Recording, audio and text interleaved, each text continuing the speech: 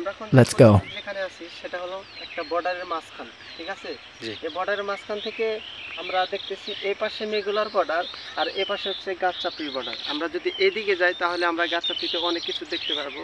আর এদিকে থেকে আমরা আসলাম, ইনশাআল্লাহ অনেক কিছু দেখলাম।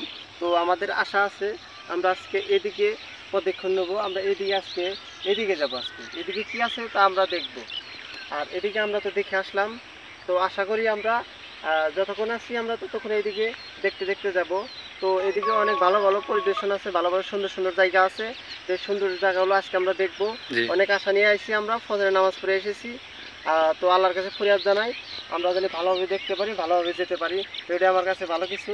আরও আশা করি যে আমরা এই যে মাঝে মাঝে যে গাড়িগুলা, এই আপনার গরুর গাড়ি, ঘোড়ার গাড়িগুলো আছে, আজকে আমরা অবশ্যই এগুলো দেখবো, ঠিক আছে? সকালবেলা খুব একটা সুন্দর দৃশ্য এগুলা দেখা যায়, খুব ভালো ভালো। যেমন আছে এই যে ফলের বাগান, যেমন আছে আপনার কলার বাগান বা ঘাসের বাগান।